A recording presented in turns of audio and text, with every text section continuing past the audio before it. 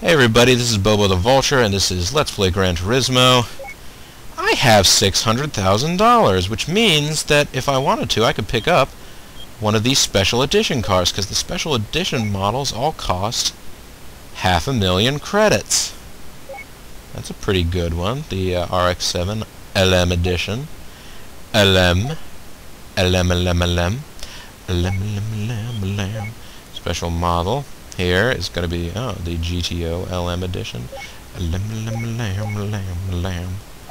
Okay, probably the GTO LM edition is not really anything I need. This is going to be, what, the NX7 LM GT2, right? I keep calling these LM. LM, I'm thinking, is standing for Le Mans, probably. Only the Japanese makes have special models. Castrol Supra GT. That's a pretty intense car right there. Not gonna lie.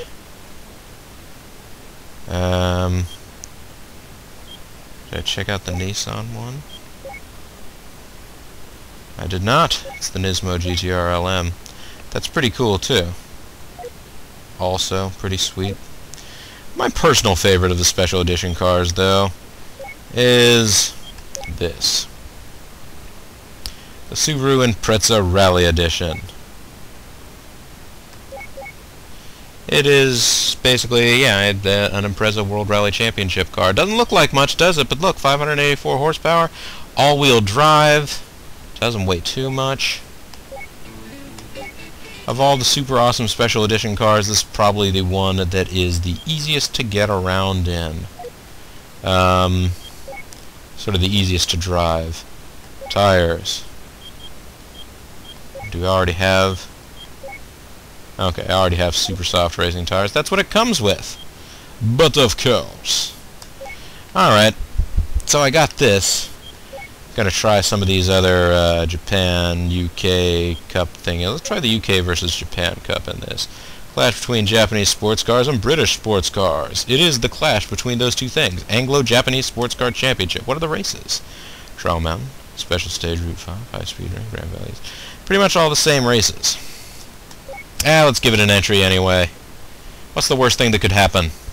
The worst thing that could happen, folks, psst, insider secrets, is that I fail pathetically at this, and I don't save the game, and I don't bother to make a video out of this footage. Shocking! It could happen, folks. It could happen to you. Trial Mountain 2. I'm going to do a test run, because it's been a while since this car is very easy to drive, but it's been a while since I've done so. So I kind of want to make sure that I know how.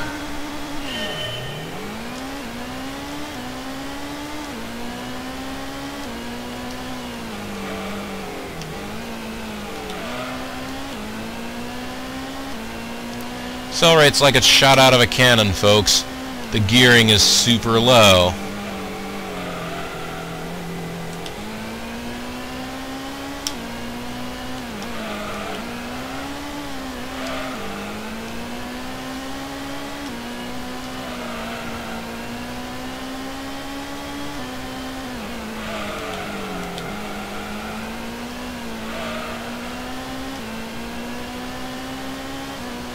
Kind of noisy, isn't it?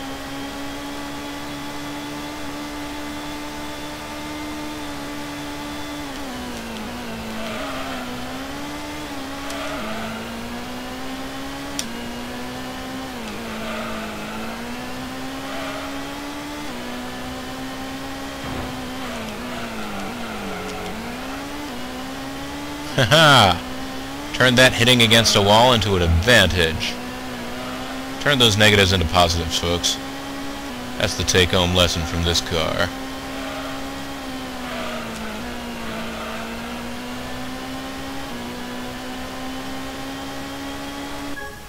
Alright, I'll go ahead and start qualifying like that. This is an interesting racetrack in that the longest straight where you get going the fastest, not the start-finish line.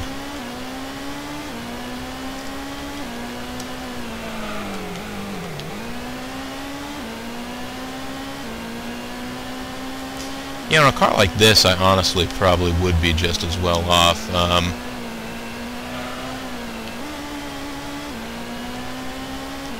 Allowing the automatic transmission to do all the shifting, because the power band is so narrow.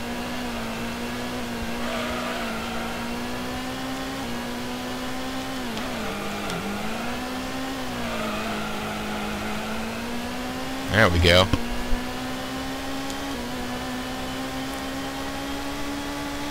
And we'll be hitting the rev limiter up here.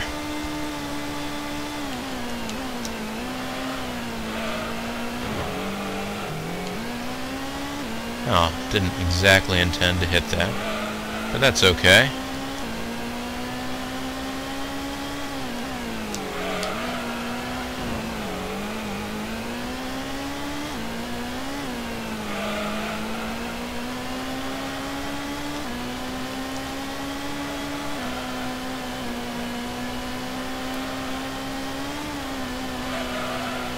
I also just like that, I mean, I have a friend that used to have a Subaru Impreza. Or Impreza, depending on wherever you are, how you want to pronounce these words. Yeah! Take that, these other cars! Next!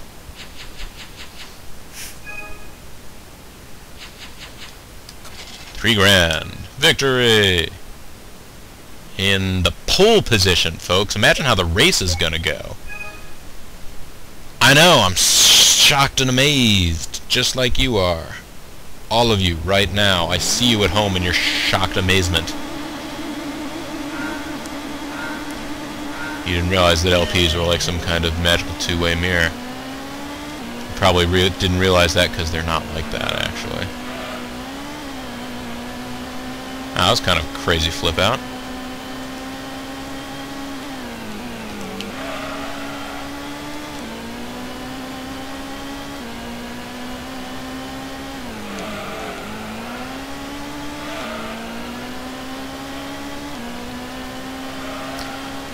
This car just has grip like you wouldn't believe. It is kind of ridiculous. But yeah, no, a friend of mine used to have an Impreza, and not exactly a car really to write home about. I mean, it was reliable, it got its job done, and all that sort of thing. But not exactly the car that you're thinking, oh man, I really need to get this car out on a racetrack. Oh boy. And honestly, when this game first came out, that was pretty much the only kind of Impreza that they had in the US. It was... You can give a certain amount of credit to Gran Turismo for... Oh, wow. Can't be allowing this. Get thee behind.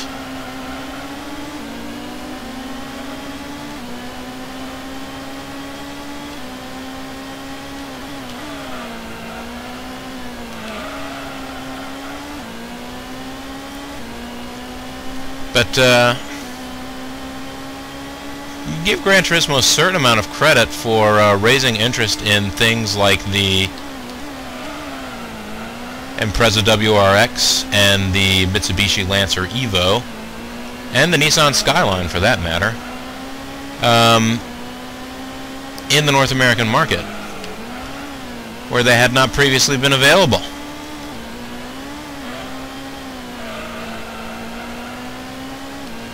But it was around this time, or not, you know, a few years after this, after the remodels of those particular cars all came out, they all started becoming available.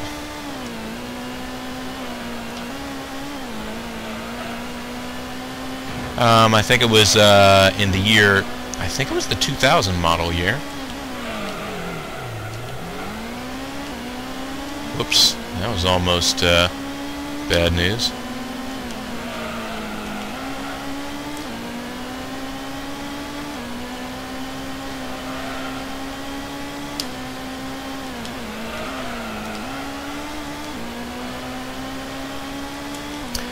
but yeah, that was the 2000 model year that WRX came out.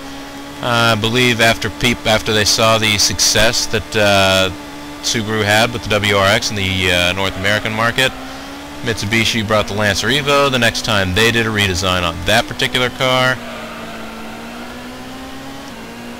And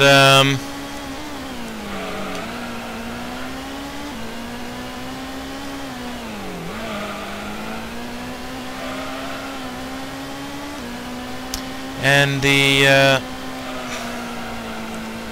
Skyline, not the edition after this one. That I think the R34 was the current one in this game, was it? Maybe. I think it was the R33. Yeah. But either way, it took that particular car slightly longer to get to the North American market than Nissan GTR, but it did get here. It is here now with us. Incredibly expensive, but if you consider the kinds of cars that it can compete against in terms of being fast, it's a bargain!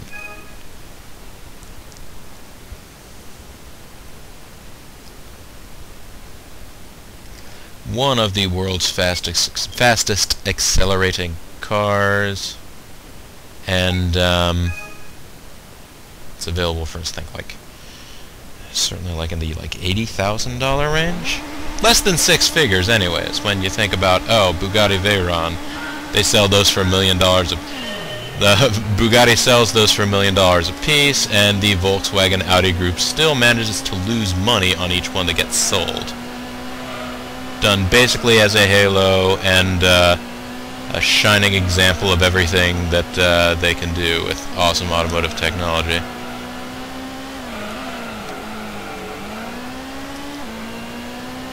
Oh, I'm liking this car. You can pretty much do anything with it. And it'll be like, oh, really? You wanted to point the complete opposite direction and not stop accelerating like a rocket? That's fine. Let's do that. Sounds like fun.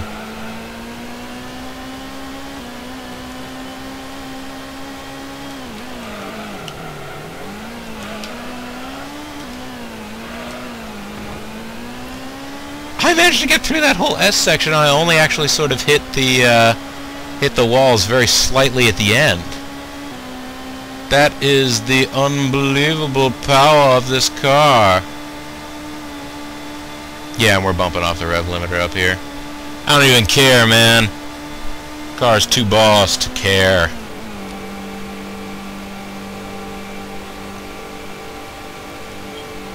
Three seconds up. I love the Impreza Rally car. I really do. If I do end up using cars for multiple things, this will be a car that gets used for multiple things. Multiple strength for multiple cats. That's right, cats. All your base are belong to us. You are on the way to destruction. You have no chance to survive. Make your time. Ha ha ha ha. Oh, I better not do that. I like that this car is geared just perfectly for there to be no wheel spin on the start. No wasted motion of the drive wheels.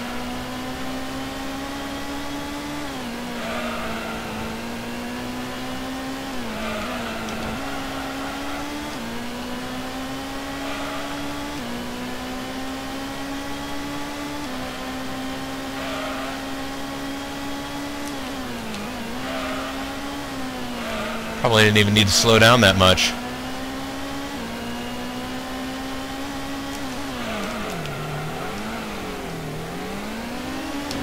Hey, back off.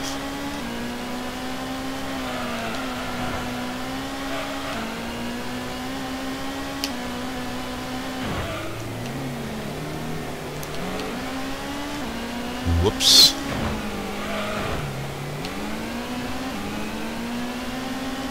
Out of my way. You may notice one of the things that was improved in later versions of Gran Turismo, these cars are not exactly to scale from one another. The Subaru should be a significantly tinier car,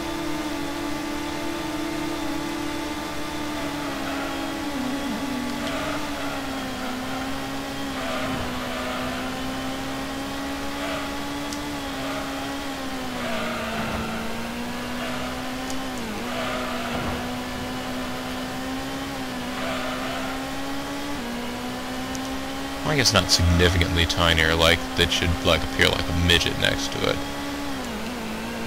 But I don't believe all the cars were done to a universal scale in this game. I think I read that somewhere or in others.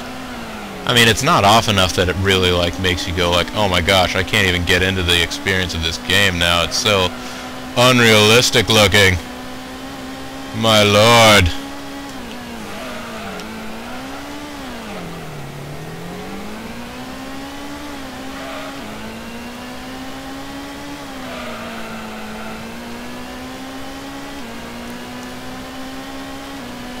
Apparently that RX-7 back there was similarly geared to this. It seemed to be hitting its own rev limiter as it made its way on down here.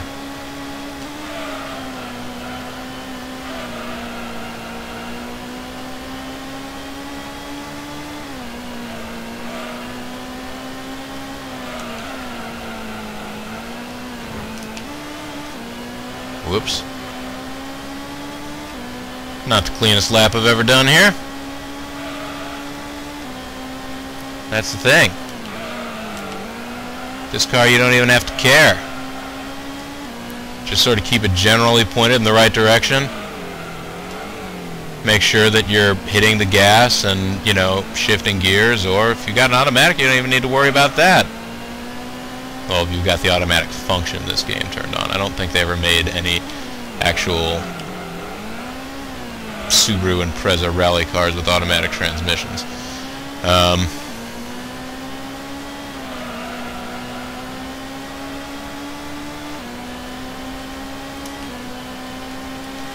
Subaru! The bunch of logos on the, or the bunch of stars on the Subaru logo are a representation of the Pleiades cluster, which I believe is where the Betelgeuse star is. But I'm not positive on that Betelgeuse part. I do know that it's the Pleiades cluster. Anyways, another first prize. Another soul saved. This may be the car that I try and win the Gran Turismo World Championship with, actually. This is pretty much my favorite car. High-speed ring.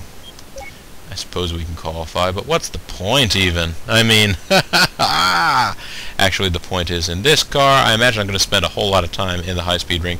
Since I didn't bother to make any changes here, probably going to spend a whole lot of time bouncing against the rev limiter, and it will be a question of whether I would need to change the car's gearing in order to have it keep pace with everybody else in this circuit.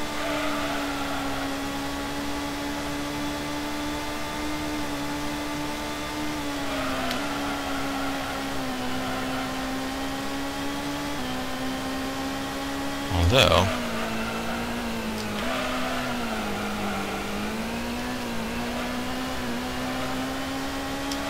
it does appear that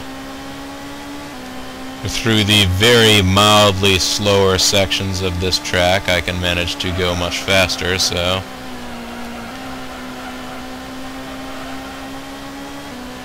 maybe that will make all the difference.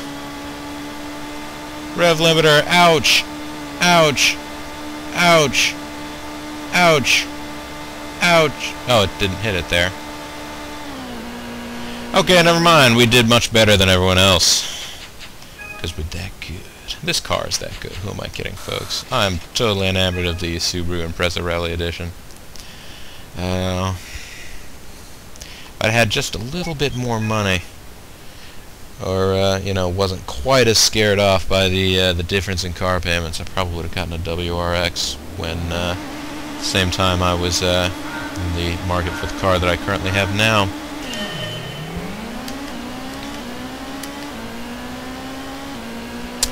Don't worry, folks, I would have been responsible. I would have gotten an Impreza station wagon. Gotta keep some utility, you know.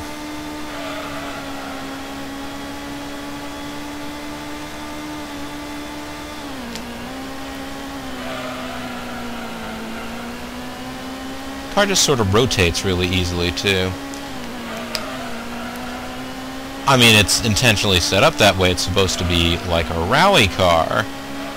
And pretty much a lot of what they're doing is power sliding through, you know, gravel and dirt and stuff. Where they shouldn't have that much traction. So honestly, a racetrack like this, where there's pavement underneath the car, it must not know what to do with itself. It's got so much grip. Oh my god! I'm gonna talk about the grip some more. It's grippy, like it grabs you. It grabs you by the nards. That's right, Wolfman's got nards.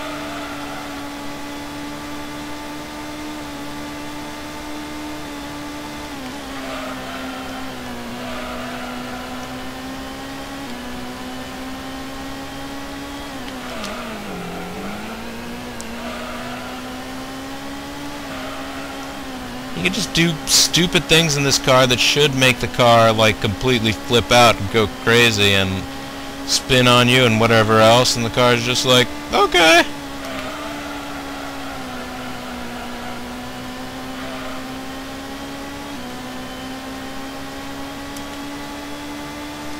Got one more lap.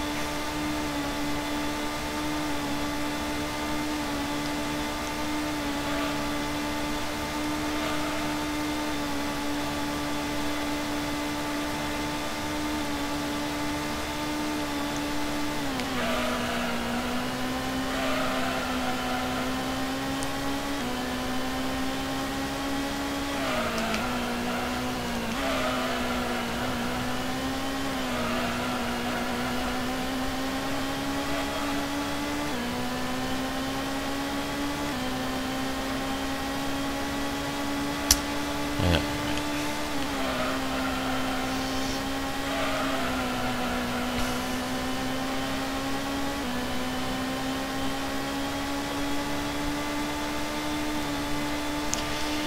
Finish! Oops. Sorry, I think I just punched the microphone by accident there. Yeah, that's good. I'm liking that. I'm liking that a lot. Next, please. Bling. Ka-ching. Next session, please. Next slide, please. Next slide. Grand Valley East 2. Sure. I'm enjoying driving this car too much not to... I am enjoying driving this car too much to pass up on the opportunity to just have a nice open lap here.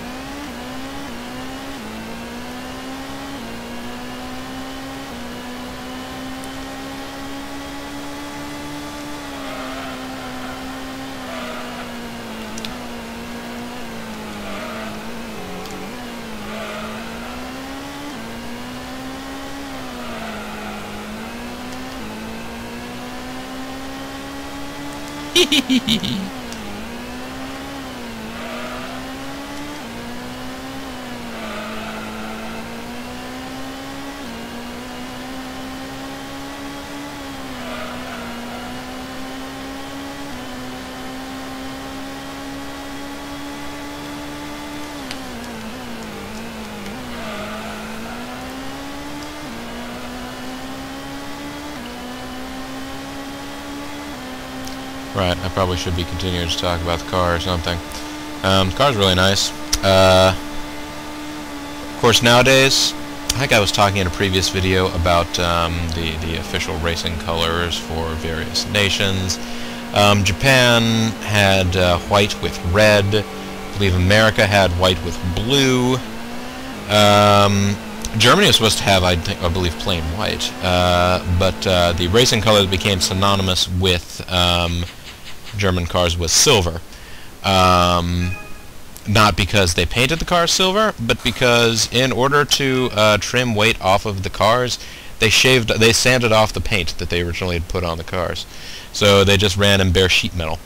This was back in the days of like the Auto Union cars. This was during the pre-war era, the end of the pre-war era. Because yeah, going into World War II actually was Time of great success for Mercedes-Benz and Auto Union, which was, of course, a thing that, you know,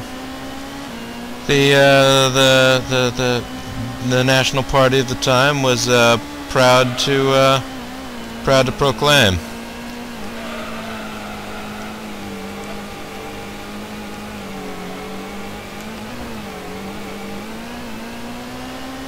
Now it's sort of a hash of that. But I know you're all like saying now, but Bobo. Well, you probably actually aren't all saying.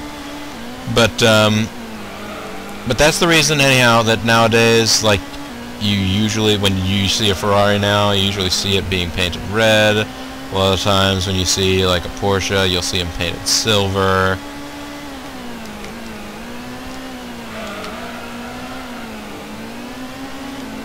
That's why when you see,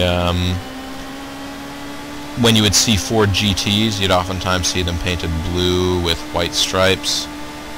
That was another variation that got used in international racing for American cars.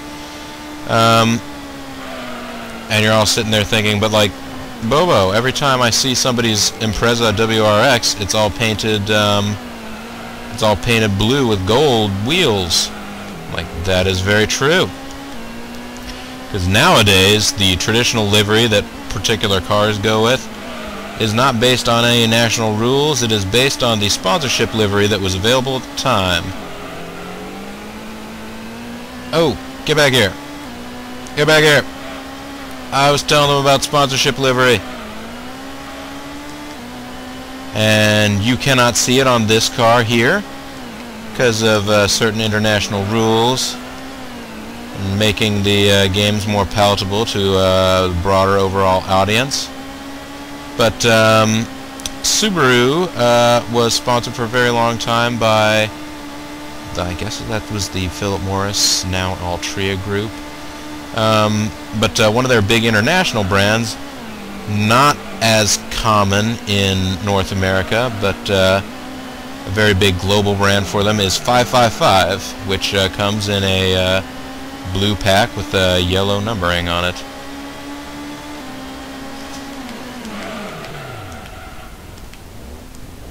Whoa. Come on. Oh, shoot.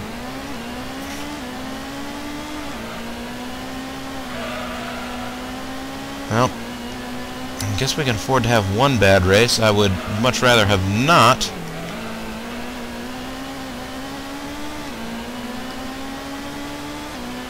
Oh, I can't lose to a DB7.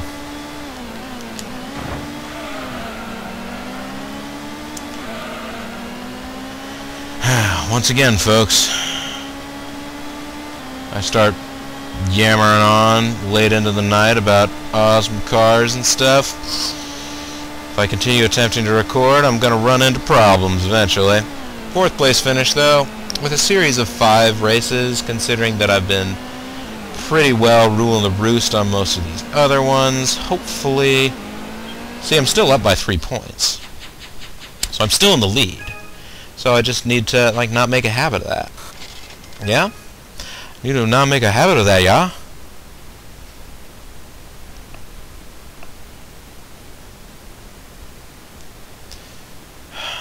I don't know why I'm talking about making a habit of qualifying in these cars. These are forbidden machina.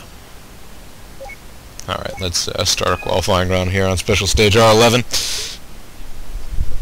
Racing around in the forbidden machina that are race cars.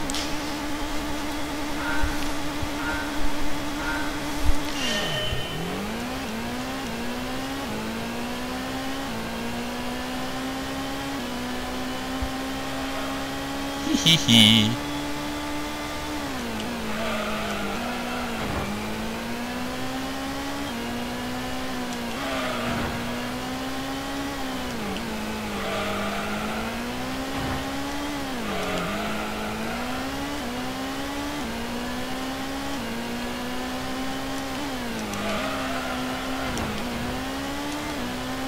I just love looking at how quickly the numbers change in the bottom right there. Especially when they're changing upwards. I find that part particularly remarkable.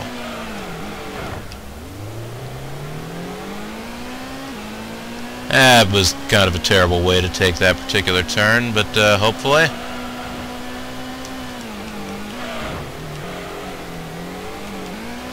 There's actually a problem with this car. You can get going so quickly that you end up hitting the next turn before you're done with the turn, before you're done sort of like finishing the sort of outcome of the previous one. I don't know if that makes any sense. If I'm some sort of sage and guru saying stuff that, doesn't make any sense in an ordinary situation, but is perfectly magically clear to those amazing Gran Turismo wizards out there. Gran Turismo Wizards of the Coast. But we'll see. How does this qualifying go? Tell me. I got pole. Yo. Yay. Ching. Yay. Let's start the race with a manual transmission. Special Stage R11, that should mean this is the last race, right? They generally tend to end these championships on Special Stage R11 because I guess they think it's the most complicated and awesome-y stage out of all of them.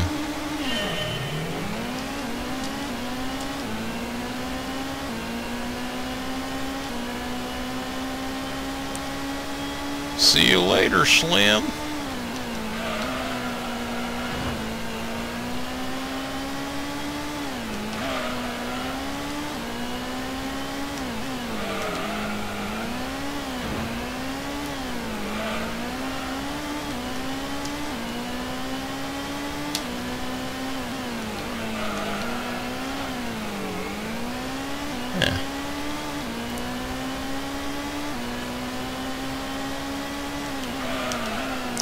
Yeah, just looking at the back of this car, suddenly I'm hungry for Subaru.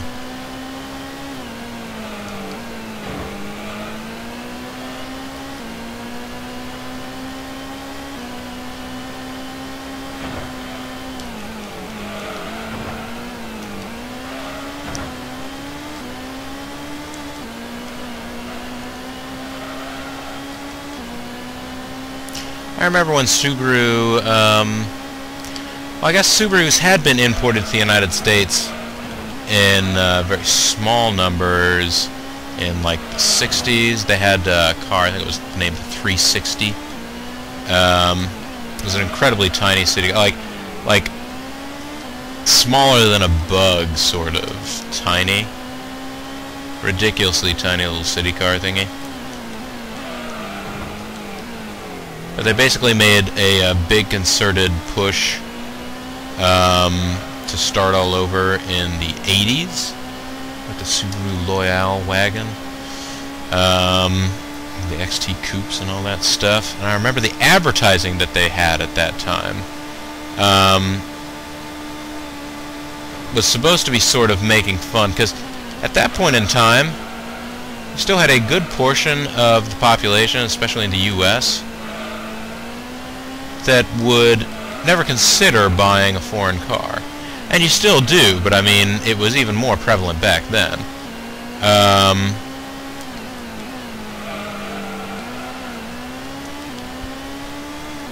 And so they had a commercial where this guy came back with his new car,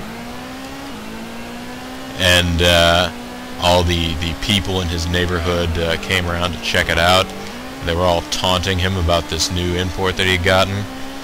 And the one line that reverberated in my head for a long time was one of the guys would lean over and say, "Does it have a motor? Does it have a motor?" And he eventually just sort of started explaining off to everybody. It's like, "Oh, look guys, it's fine, it's a Subaru." And they all go, "Oh, a Subaru."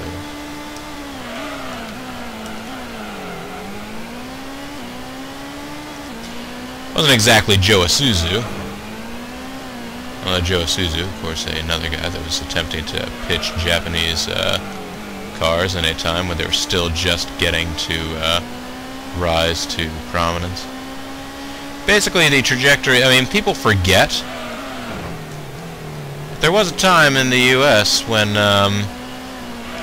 Japanese cars were considered these horrible little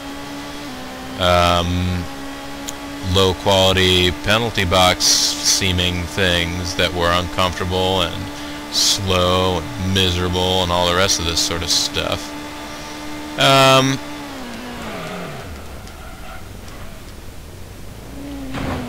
Oh, hi.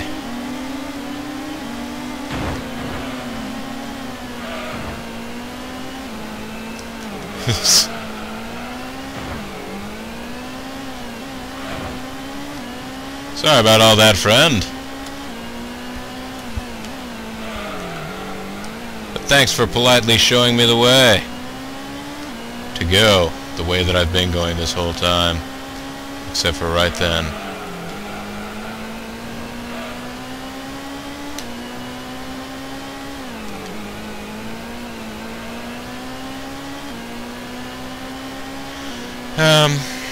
Which is something, like, that's the sort of reputation, and, like, they'd sort of grown out of that in terms of, like, I mean, most of these things come from a certain grain of truth about the cars.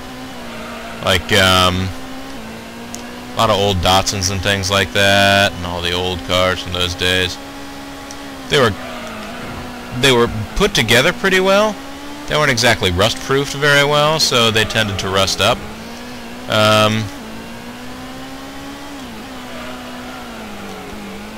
This is my understanding of how things were, anyways. But Toyota basically, you know, Toyota and Honda and Nissan, as they changed their name back in, I think it was 1986, maybe? Changed the name on over to, yeah. But they'd pretty much got to the point where they were making good cars, but people still remember the terrible cars. Which is sort of the place where cars from South Korea are now in the American market. They tend to be, as, you know, like, in many cases they are as good as, you know, domestic variants and variants from Japan. You know, in certain segments, and depending on what it is that you're looking for, they're, you know, generally, they haven't figured out how to make an unbeatable sports car or anything yet. But in terms of, like, you know, your nice family runabouts, that sorts of things, they're pretty well on the way there. But people still remember old, like, Hyundai Excels and things like that that weren't especially good. Now I can't read it there, but of course there is a little writing on the back windows there, and that is probably supposed to be the place where the driver's name is inscribed. Most of these rally cars, there'd be a second name there for the co-driver. They have somebody in there to tell them the directions where everything's going. 20 grand, alright. Congratulations on the series champion, and I have a new car! A new car! Yeah. This is gonna be sweet, folks. I want to see what it is. I want to catch 'em all, Pokemon. That is sort of the thing. You have to continue winning these championships until you've gotten all the free cars, all the bonus cars. Gotta catch 'em all. Oh man, this is the one to have. The Cerberus LM edition. 581 horsepower to start, and I believe you can tune it up to be even better than that. It's a bit of a handful to drive, if I remember, but, you know, supreme, but like just incredibly powerful and very, very lightweight. I think it ends up, I think this car may be the car that has sort of one of the best power to weight ratios of them all, and it's British. So I could use this in the UK-US Championship if I wanted to. Or wherever. That may be what I do next time. Or I may do some other thing. Who knows, folks. I now almost have $200,000 again. I could go back and buy another car and tune it up. Or I could tune up one of these ones that I have here with the 200 grand. Have the best S13, Sylvia. I'm not going to do that. Ha ha ha, no. Probably not do that either, because you can get a special edition Supra. That'll probably be nicer. I tune up the Civic. Psst, racer. Might not do that either. For fun and tricks, I should probably eventually make the most awesome Demio imaginable. It wouldn't be that awesome. But, maybe the CRX something. I don't know. It occurs to me I don't think I ever got the second car for the lightweight trophy. I just got this CRX, and I never went back and did another one. I believe I checked a fact someplace, and the second car that you can also get is a Unos Roadster. So it would have been the car that I used to win that championship, or a car I used to win that championship. Yeah. Get a Civic Racer or a Unos Roadster. I'm Unos Roadster. Oh yeah, the Pulsar. Oh, this Pulsar never got racing modifications. It probably should, and then get given some kind of awesome task to go win a championship. It already won us a championship, though. It probably should still get racing modifications, just to be nice to it. Either way, folks, that's all stuff to figure out next time. Because I'm done with this championship. I'm done with recording for the time being. Got the best trophy car there. Got my own favorite car for this game. I think things are going great guns. Great guns indeed. Anyhow, folks, this is Bobo the Vulture. This is Let's Play Gran Turismo. When we come back next time, still got some money to play with. Heck, we may even have more, depending on if I play it in between now and then. Still got some money to play with. Got a really good car. Got some options for what to do next. Thanks very much for watching. See you then. Bye now.